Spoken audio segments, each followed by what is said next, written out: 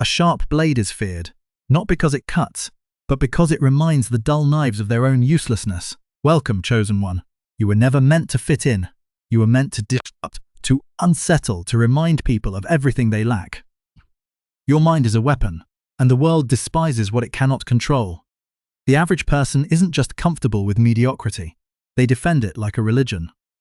The weak fear what outshines them, and your refusal to dim your light is their biggest nightmare. You don't have to attack them. Your existence alone is an act of war. They want you to water yourself down, to reduce your brilliance to something digestible for the simple-minded. But why should a lion pretend to be a house cat just because the mice feel threatened? Before we go deeper, hit like and subscribe. Every time you engage, you push this message further into the algorithm, signaling to YouTube that more chosen ones need to wake up. The more of us who see this, the stronger we become. Now, let's talk about the power they fear, the power you carry. You are a walking reminder of everything they'll never be. Your intelligence, your depth, your refusal to participate in meaningless chatter, it haunts them. It exposes their emptiness. They say you're arrogant, cold, too much. But what they really mean is that you don't need their validation, and that makes you dangerous. The truth is, the world is getting dumber. Studies prove it. The reverse Flynn effect shows IQ levels are dropping. Society isn't just dumbing down, it's celebrating it. The less you think, the more you belong. And that's exactly why they despise you. You don't just refuse to join the herd, you make them realize they're cattle. When you enter a room, the energy shifts. They can't explain it, but they feel it. Your presence alone forces people to confront their own lack of depth. It's why they try to isolate you, tear you down, and make you question yourself. They don't want you to see your power. They want you to believe that being different is a curse, not the gift that it is. You've probably felt it. Conversations that drain you, interactions that leave you hollow, social circles where no one is saying anything of real substance. You're not crazy for wanting more. They've been conditioned to settle for less. You speak in full thoughts, they reply in recycled phrases. You question reality, they defend their illusions. You move with purpose, they drift with the tide, and because of that, you terrify them. They want compliance, not intellect. They want comfort, not truth. But you were built differently. The universe chose you to break the cycle, not become part of it, and that's why your very existence pisses them off. So, let them talk. Let them whisper. Let them call you too much while they remain not enough. A wolf never loses sleep over the opinions of sheep. Your path is clear. Never shrink yourself for those who refuse to grow, and thank you. Yes, you, the chosen one. Your presence here is no coincidence. Whether this is your first time, or you've been walking this path with us for a while, know this. You are part of something unstoppable. If you're ready to own your truth, embrace your power, and watch them choke on the reality of who you've always been, hit that like button, subscribe, and drop 77 in the comments to mark this moment. And now, let's get into it step by step. Because believe me, if you're a true chosen one, you will feel the pull to stay till the very end. Let's begin. Number 1. They weren't ready for the truth, so they called it arrogance. A mind that sees through the illusion is a threat to those still trapped in it. The truth is, they never hated your intelligence. They hated what it revealed about them. They hated the mirror you unknowingly held up to their faces, the reflection of their own limitations, their intellectual laziness, their dependence on pre-packaged opinions. You never had to call them weak. They felt it the moment you spoke. And that's why they resent you. Most people don't seek intelligence, they seek comfort. They want predictable conversations, recycled opinions, and easy validation. They want to stay where they are, wrapped in the illusion that they know enough, that they figured it all out. The moment you challenge that illusion, you become the enemy. Not because you're wrong, but because you force them to think. And thinking requires effort, an effort most people aren't willing to make. You see, when you refuse to dumb yourself down, you're not just being different, you're breaking a sacred rule. The rule that says, don't make me feel stupid. The rule that says, pretend along with us. The rule that says, be smaller so we can feel bigger. They want your intelligence, as long as it entertains them. But the moment it forces them to confront their own inadequacy, they flip the script. They call you arrogant, cold, difficult. Not because you are, but because it's easier to label you than it is to level up. But here's the real reason they fear you. You are proof that they could be more, and that fact eats them alive. Because if you exist, if someone like you can think, evolve, and refuse to settle, then what's their excuse? If intelligence, awareness, and depth are possible, then their lack of it is a choice. And that realization, that terrifies them. It forces them to acknowledge the corners of their mind they've neglected, the truths they've ignored, and the ways they've let themselves decay. So instead of facing that reality, they take the easy way out. They turn you into the villain. You've seen it before. The subtle shifts in tone when you speak, the fake laughs, the passive-aggressive comments, the sudden shift in energy when your presence disrupts the status quo. At first, they tolerate you, maybe even admire you. But as soon as they realize you won't lower yourself to their level, admiration turns to hostility. Because you're no longer just someone with a sharp mind, you're a threat to their delusion. And that's when they start playing dirty. They isolate you, mock you, label you too much. Not because they want you gone, but because they need to believe that your depth is a flaw. That way, they don't have to face the uncomfortable truth. They were capable of more, but they chose less. But here's where they miscalculated. The universe never aligns itself with mediocrity. It aligns with those who seek truth, who refuse to shrink, who demand more from themselves and the world around them. And that's why, no matter how much they try to bury you, the universe keeps pulling you forward. They thought they could erase you, but all they did was highlight you. You're not here to be understood by them. You're here to outgrow them, to force them to watch as you rise while they remain shackled to their self-imposed limitations.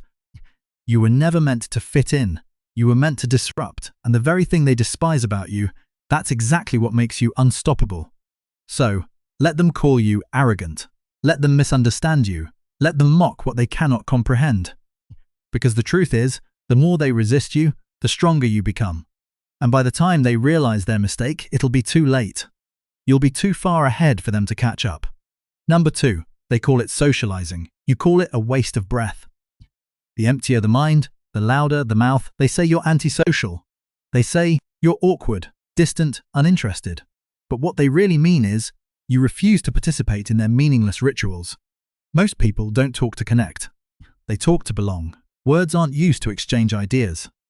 They're used to keep up an illusion, a script, a performance where everyone plays their part, nods on cue, laughs at the right moments, and pretends that conversations built on cliches and empty phrases actually mean something. How are you? They don't want an answer. Crazy weather, huh? They don't care. Did you see the game last night? They don't even remember half of it. None of it is real. It's verbal filler, a desperate attempt to avoid silence, because silence forces people to think, and most people don't want that responsibility. But then, you walk in, and you don't play along. You don't nod mindlessly. You don't pretend to be entertained by recycled jokes. You don't waste your breath on shallow observations that lead nowhere. And that's when the shift happens. They notice you, and they don't like what they see, because your presence is a reminder that most conversations are meaningless, that they're just talking to hear themselves talk, that they have nothing of substance to say, but they say it anyway. Because silence terrifies them, and instead of questioning themselves, they blame you. They say you're the problem, that you don't get socializing, that you're too serious, too intense, too different. But what they really mean is, you don't need the illusion to feel comfortable, because let's be honest, when was the last time someone actually said something worth listening to?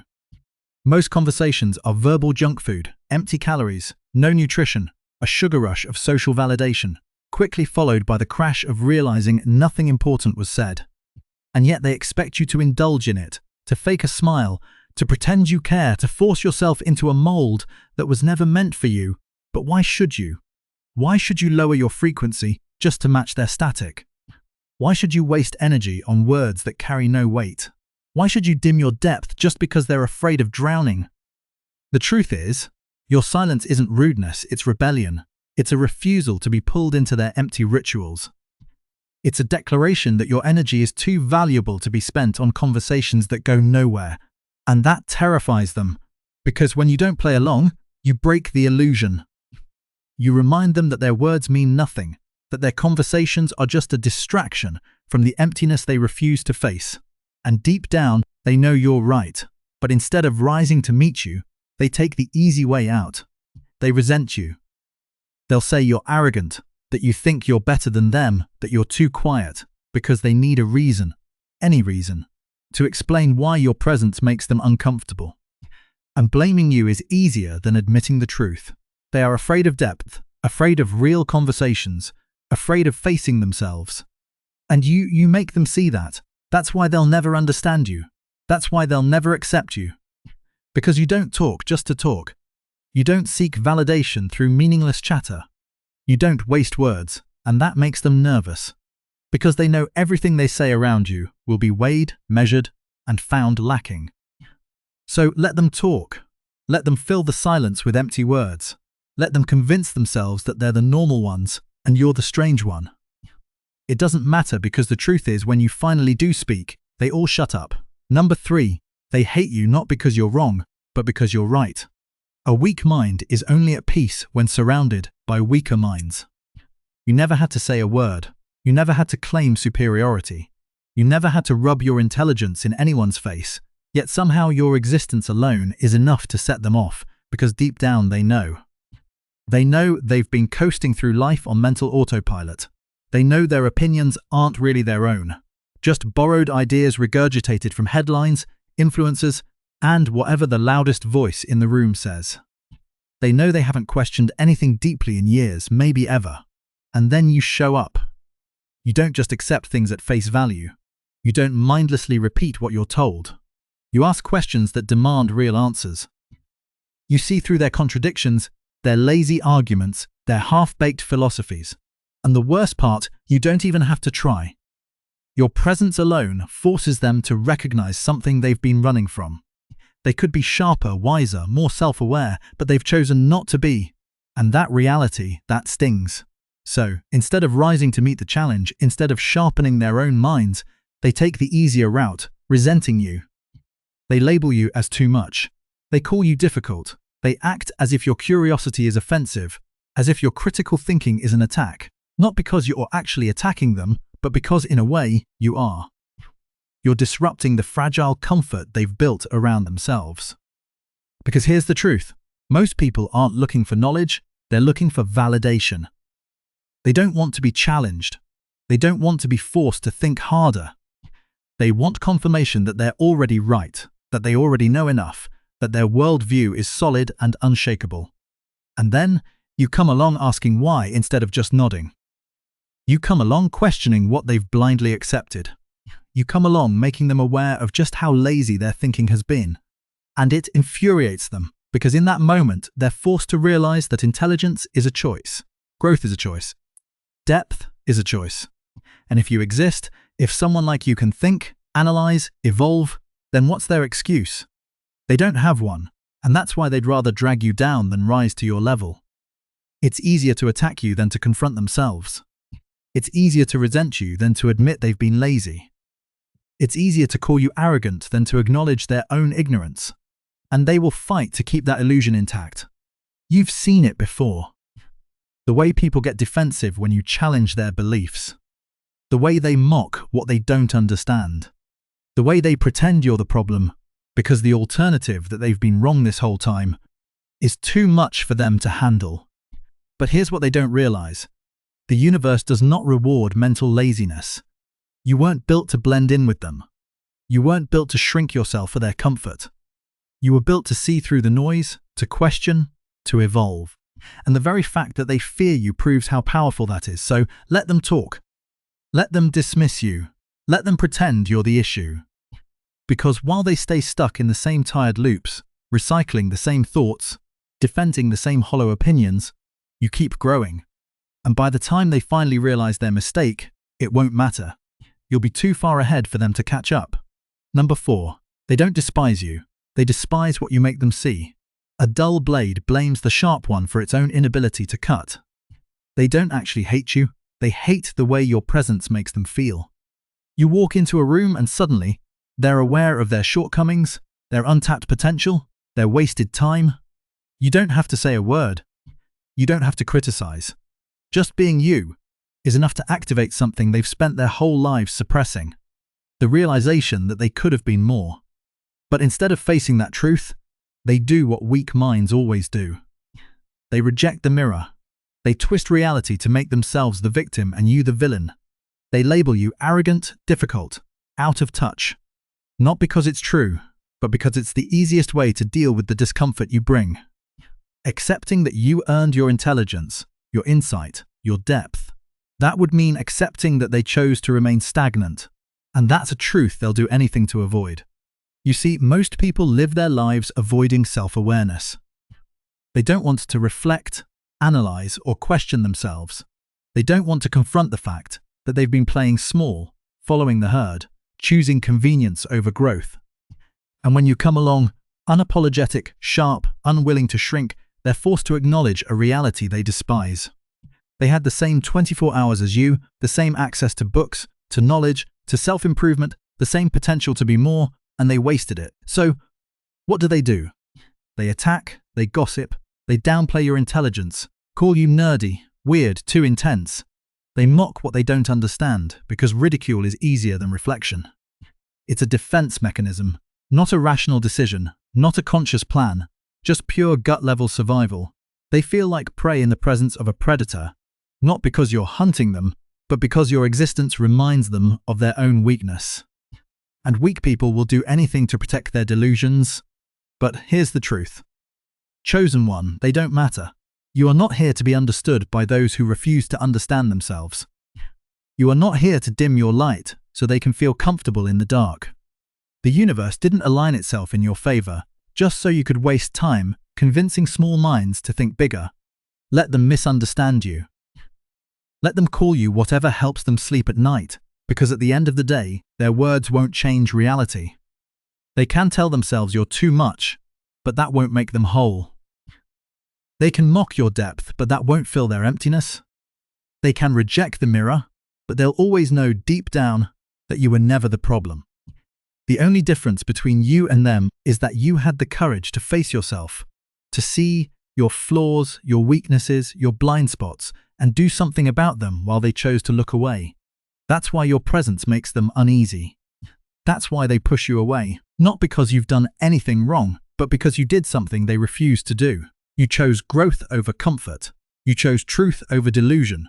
You chose power over fear. And that will always make the weak uncomfortable. So, let them talk, let them project, let them twist reality to protect themselves. It changes nothing because at the end of the day, you don't need their approval.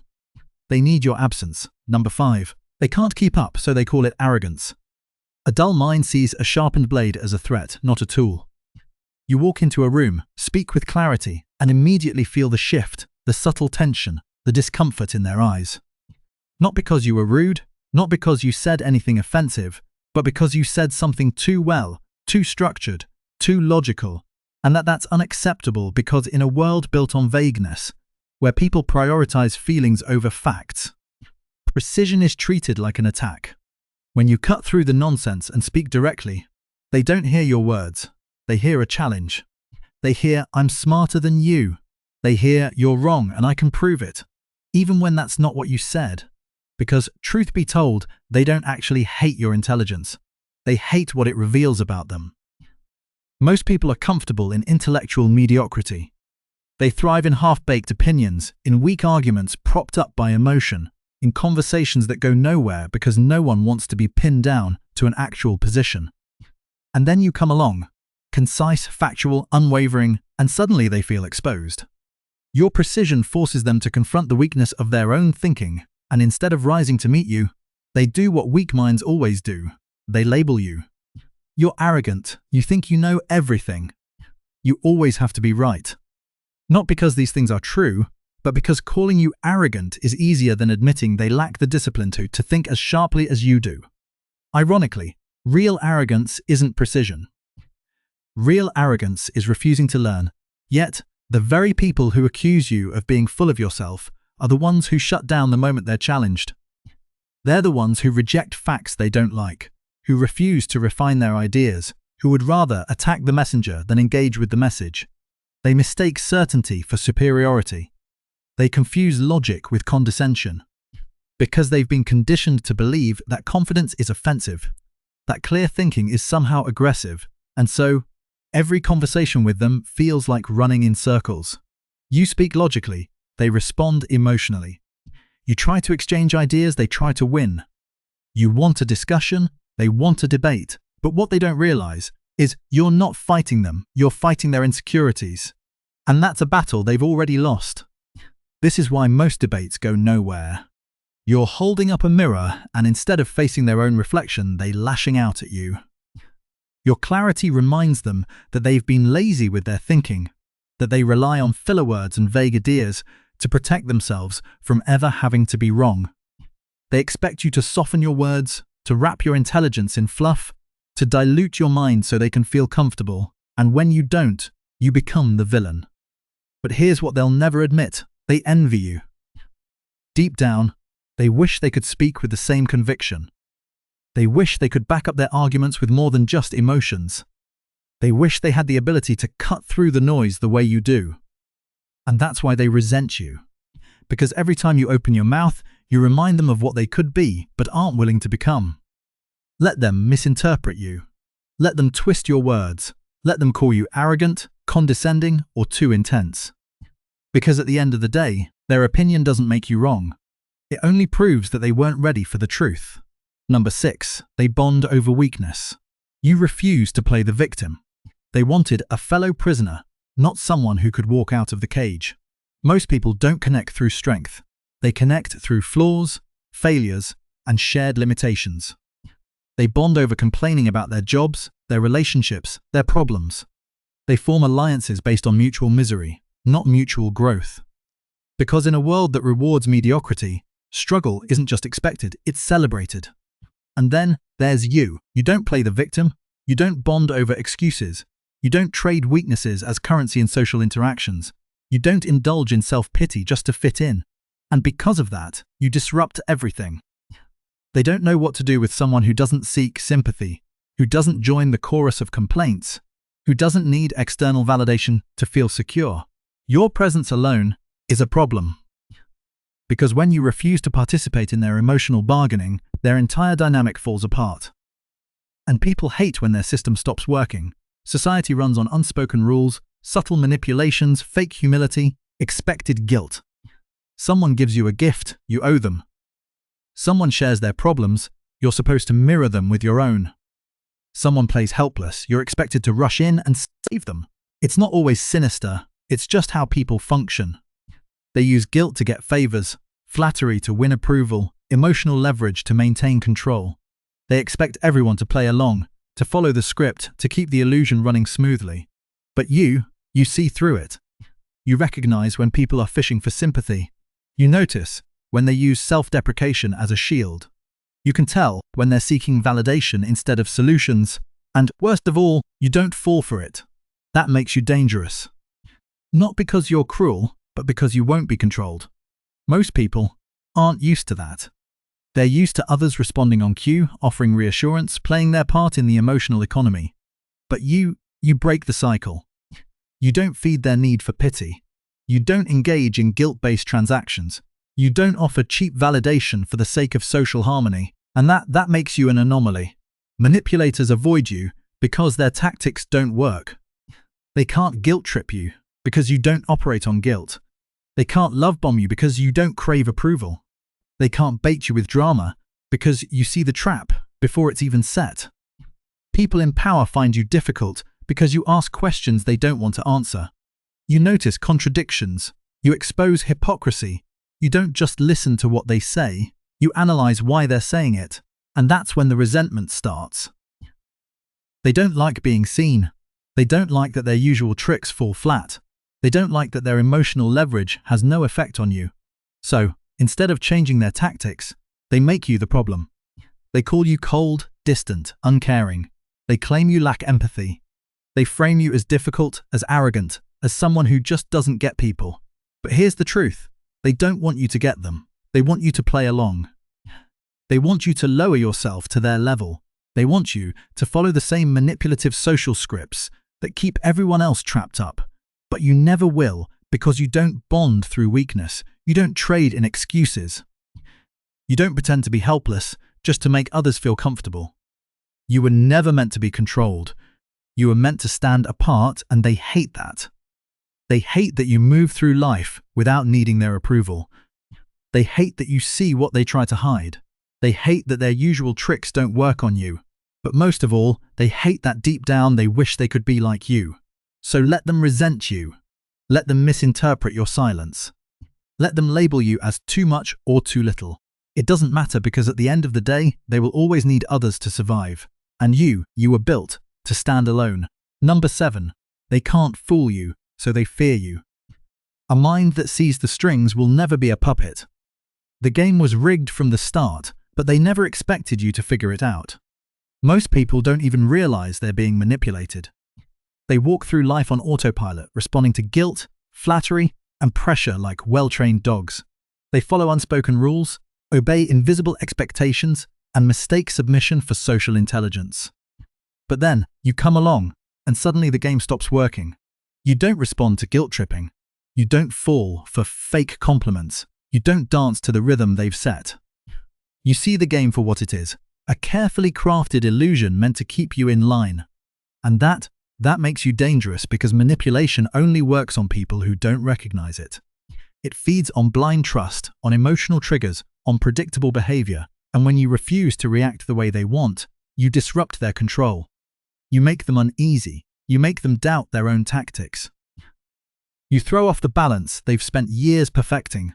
And that's why they fear you, because you can't be controlled. And nothing terrifies a manipulator more than someone they can't manipulate. They've spent their entire lives perfecting the art of subtle coercion. They disguise control as kindness. They disguise guilt as concern. They disguise deception as diplomacy. They twist words, shift blame, and rewrite reality itself, all to make sure they get their way without ever looking like the villain. But you see through it. You recognize the forced smiles, the calculated phrasing, the strategic pauses designed to make you doubt yourself.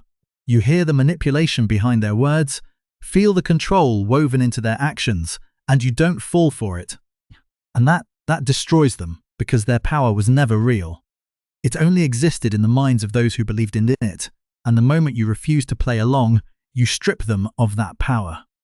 That's why they call you difficult, why they say you have trust issues, why they act like you're the problem, because in their world, seeing the truth is the crime, and your crime. You refuse to be deceived. You refuse to flinch when they try to guilt you. You refuse to react when they bait you into an argument.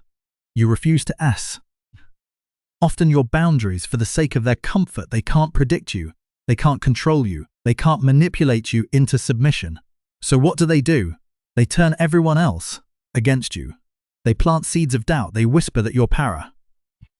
Annoyed, difficult, untrusting. They frame your clarity as arrogance, your independence as selfishness. They spin the narrative to make you seem like the problem. Because if people start seeing what you see, the whole system falls apart. And that is their biggest fear, because if one person wakes up, others might follow, and if enough people stop falling for their tricks, they lose everything. That's why they need you silenced, isolated, outnumbered. But here's what they don't understand: once you see through the illusion, you can never unsee it. You will never fall back into blind obedience. You will never mistake manipulation for love. You will never trade your autonomy for acceptance. They lost their power over you the moment you woke up. And that is why they will never forgive you. Because deep down they know if more people were like you, their entire way of life would collapse. So let them plot, let them whisper, let them try to twist the story in their favor. Because in the end, the truth always wins, and you were born to see it. Number 8. They want you to dim your light so they don't have to squint. Excellence offends those who have accepted mediocrity as their ceiling. They call it relatability. They say you should be more approachable, more down to earth. But what they really mean is make yourself smaller so they don't have to feel inadequate. Society loves to praise those who fit in, who blend seamlessly into the background, who never stand out too much, think too deeply, or rise too high. The moment you step outside that mold, you become a problem. Not because you've done anything wrong, but because you've done something they haven't. You've sharpened your mind while they let theirs rust. You've broken cycles while they've made excuses. You've faced truths they've spent their entire lives avoiding. And that makes them uncomfortable. Because if you exist as you are, sharp, focused, relentless, then what's their excuse? If success, depth, and self-awareness are possible, then their lack of it isn't fate. It's a choice, and they can't have that. They can't face the fact that the only thing stopping them is themselves. So instead, they disguise their resentment as advice. You should be more relatable. You're too serious. Lighten up. Not everyone thinks like you. Maybe you should tone it down. Translation: make yourself more digestible so they don't have to choke on their own inadequacy. But here's the truth. Relatability is just another word for self-betrayal. They don't want you to be authentic. They want you to be accessible. They want you to strip away the very things that make you powerful. The sharpness of your thoughts, the intensity of your presence, the fire in your ambition, so they can feel safe in their stagnation. And the moment you refuse, you become the villain. They'll call you arrogant, distant, elitist, not because you are, but because it's easier to attack you than admit they should be better. They don't want to see that they could have sharpened their minds, expanded their horizons, or elevated their lives. They don't want to accept that they chose comfort over growth. That's too painful. So, they spin the story. It's not that I'm not trying, it's that they think they're better than me. It's the classic defense mechanism of the mediocre. If they can't rise to meet you, they'll try to pull you down to their level. But here's what they don't realize. You weren't built to be relatable. You weren't meant to fit in. You weren't designed to shrink yourself for their comfort. You were chosen to stand apart, to lead, to elevate. And the truth is, relatability has never changed the world. Geniuses weren't relatable. Visionaries weren't relatable. The greatest minds in history weren't spending their time trying to make others comfortable. They were too busy pushing forward, breaking barriers, rewriting reality. So, why should you be any different? Why should you make yourself small, just to be accepted by those who will never understand you anyway? Why should you pretend to be less than you are, just so they don't have to feel like failures? The answer is simple. You shouldn't. Your job isn't to be understood. Your job isn't to be liked. Your job is to become so unapologetically yourself that their opinions become irrelevant. Because at the end of the day, what they think of you doesn't change reality. It doesn't dim your intelligence, erase your achievements, or lower your frequency. All it does is expose them. Expose their fears, expose their insecurities, expose the smallness of their thinking. And that's why they need you to be relatable. Because the moment you stop playing small, they have to face the uncomfortable truth. They were always capable of more. They just chose not to be. So let them talk. Let them twist your confidence into arrogance. Let them whisper that you're too much. It doesn't matter. Because the truth is, the only people who need you to be relatable are the ones who refuse to rise. Number 9. They don't want truth. They want a mirror that lies. A comfortable lie will always be more popular than an uncomfortable truth. But only fools choose comfort over clarity. They don't seek truth. They seek confirmation. They don't want to think. They want to feel right. And when you refuse to give them that, you become a problem.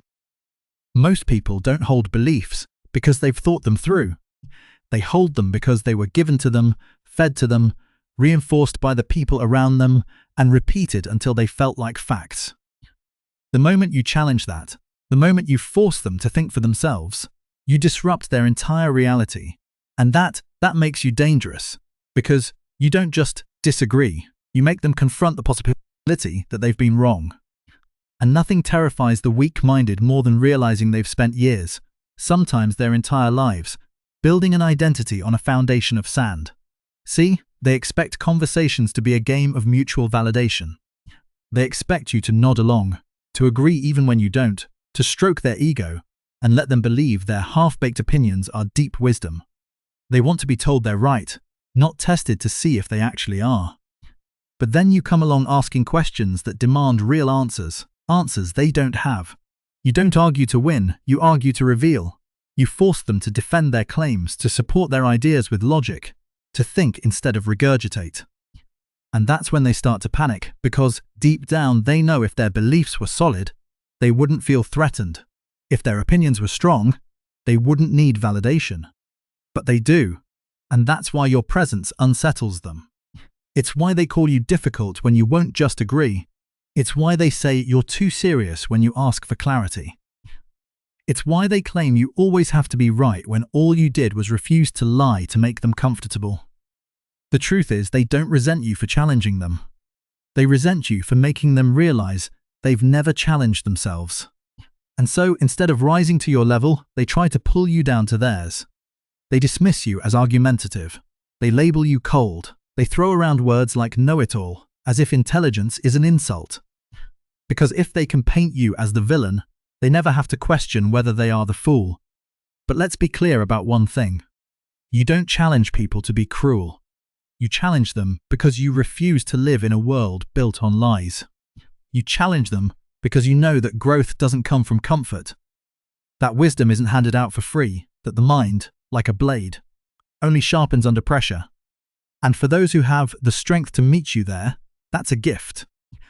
But for the weak, for the ones who have built their entire existence around never being questioned, you are their worst nightmare. Because you don't hand out participation trophies. You don't pretend bad ideas are good just to keep the peace. You don't reward laziness with approval. And in a world that runs on validation over truth, that makes you an anomaly. But here's where they miscalculated. You don't need their validation. They spent their entire lives chasing approval, shaping themselves into whatever form gets them accepted. While you carved yourself into what's real. And that's why, no matter how much they resent you, they'll never be able to ignore you. Because deep down, they know you see through them. You hear their words, but you listen for the truth. And more often than not, you find nothing. So let them squirm. Let them resist. Let them call you names, roll their eyes, dismiss you as too much. It doesn't matter. Because in the end, when the dust settles, they'll realize something that haunts them more than any argument you've ever won. You never needed their approval, but they always needed yours. Number 10, they wasted their years, and now they hate you for proving it. Worst pain isn't losing time. It's realizing someone else used theirs better. You walk into a room and the energy shifts. Not because you said anything, not because you did anything, just because you exist. And that alone is enough to make them uncomfortable. They've spent years, decades even, convincing themselves that life is about drifting, that it's okay to settle, that growth is optional. They believe they could stay the same, keep the same thoughts, cling to the same outdated perspectives, and somehow they'd still be enough. And then you show up and without even trying, you destroy that illusion. You are living proof that time isn't the issue, effort is. That the years they wasted weren't stolen from them by bad luck, by circumstances, fate, but by their own choices. And that fact, it eats them alive. Because if you could evolve, if you could sharpen your mind, push your limits, break past the excuses, then what's their excuse? They look at you and they don't just see you, they see the person they could have been if only they had tried. And that's what makes them resent you. They'll never say it outright. No, they're too cowardly for that. Instead, they'll find ways to discredit you. You think too much. You take life too seriously. You act like you're better than everyone. But what they really mean is, I can't stand the reminder that I wasted my potential, because deep down they know the truth. The years they spent scrolling mindlessly, gossiping about things that didn't matter, numbing themselves with distractions, it all adds up. And now they have nothing to show for it. Meanwhile, you sharpened your mind. You questioned everything. You grew while they stood still. And that stings because people can accept failure. They can accept setbacks. They can even accept being average. But what they cannot accept, what they will never forgive, is being forced to see the proof that they could have done more. And that's exactly what you are. Walking proof. It's not your intelligence that offends them. It's not your insights, your wisdom, or your ability to cut through the nonsense and see reality for what it is. It's the fact that you expose them. Every time you speak, every time you move, every time you exist in a space they occupy, they feel it. The weight of the time they let slip through their fingers. The haunting realization that they weren't victims of circumstance. They were complicit in their own stagnation. So what do? Do they rise to the challenge? Do they take inspiration from you and finally start becoming what they should have been? No. That would take effort. That would take accountability. And effort is exhausting. And accountability is painful. So instead, they choose the easy way out. They resent you. They mock you. They label you. Not because you deserve it, but because it's easier to attack you than admit the truth. Because to admit the truth would mean facing something far more terrifying than you, their own wasted years. And here's the thing, it will never stop. The older you get, the worse it will become, because the gap will only widen. While they continue recycling the same old thoughts, you'll keep evolving. While they waste more time, you'll make the most of yours. And before long, the resentment will turn into something deeper. Regret. And regret is lethal. It's why they desperately try to tear you down now, while they still have the chance. They think if they can just convince you to slow down, if they can just make you doubt yourself, then maybe, just maybe, they won't have to face the truth of what they've become. But here's the problem. You see through them. You see what they don't say. You see the regret hiding behind their sarcasm. You see the envy buried under their forced laughter. You see the pain disguised as indifference, and that's why they'll never like you. Because as long as you exist, they can't escape the truth. So let them resent you. Let them talk. Let them pretend they don't care. Because the truth is, the longer you keep winning, the harder it gets for them to lie to themselves. Number 11. They don't want truth. They want an echo of their own voices. Weak minds seek agreement. Strong minds seek truth. They don't hate you because you're wrong. They hate you because you won't clap along with their delusions, because you ask questions they can't answer, because you refuse to nod in blind agreement when you know they're spewing nonsense. Most people don't want to think. They want to feel right. They want the comfort of knowing that everyone around them thinks the same, believes the same, agrees on everything without question. They don't want to debate. They don't want to challenge their own perspectives. And they sure as hell don't want someone like you walking in and disrupting the illusion. Because that's what you are to them, a disruption. You introduce ideas that force them to think, and that's unforgivable. When you speak, you break the harmony of their echo chamber. You bring friction into a space that was built to be frictionless, and in their minds, that makes you dangerous. Because an echo chamber isn't just a comfort zone, it's a prison built out of agreement, and every time you challenge it, you're shaking the walls. You've seen it happen. You ask a question that isn't supposed to be asked. You point out a flaw in their logic. You introduce a new perspective when all they wanted was the same one repeated back to them.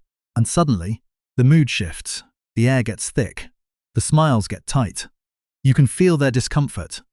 They try to steer the conversation back into safe, shallow waters.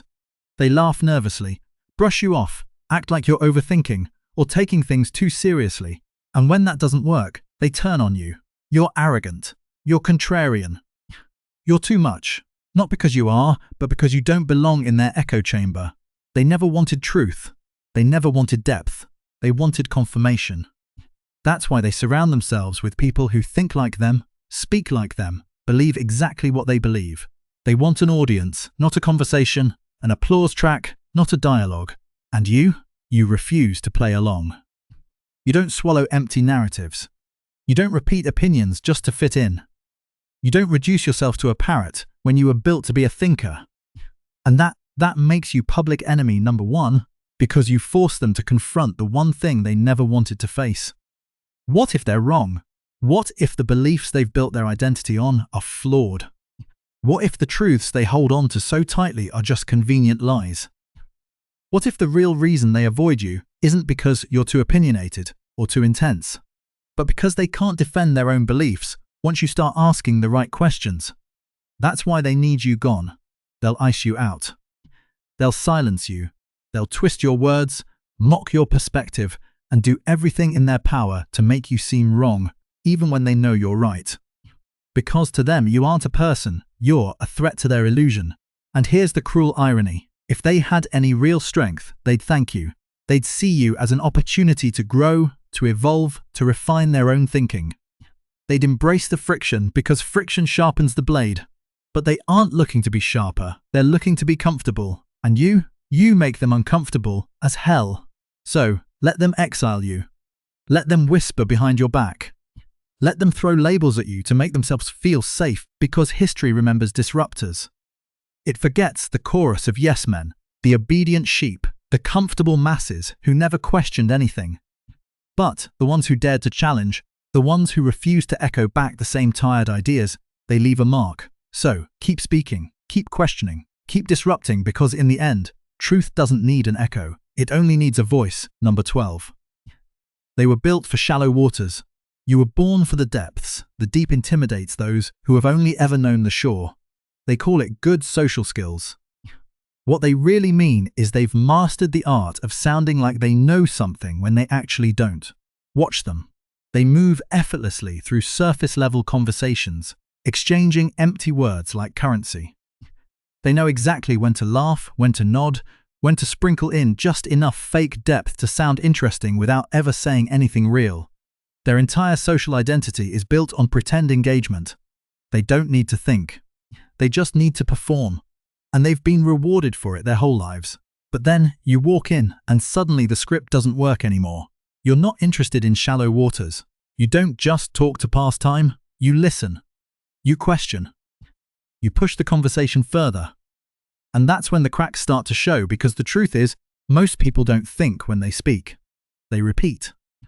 They recycle opinions, regurgitate headlines, and piece together their worldview from whatever was easiest to absorb.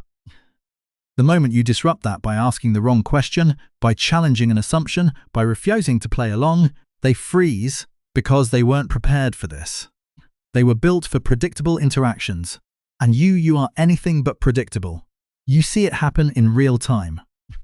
The shift, the tension, the way their body language changes when they realize they can't just coast through this conversation like they usually do. They start fumbling for words. They default to defensiveness. They look for an escape, checking their phone, changing the subject, laughing awkwardly to fill the silence. And when none of that works, they turn on you. They'll say you're too intense, that you overcomplicate things, that you make conversations feel like an interrogation. But what they really mean is you're exposing how shallow they are. They'll tell you to lighten up, to just go with the flow, to stop taking everything so seriously. But what they actually want is for you to shrink, to dull yourself down so they don't have to rise to meet you. Because let's be real, they're not struggling because they lack intelligence. They're struggling because they've never had to use it in social settings. They've been conditioned to think that good communication means being agreeable, charming, and non-threatening, that it means sticking to topics that don't demand too much from anyone, that it means never making people uncomfortable.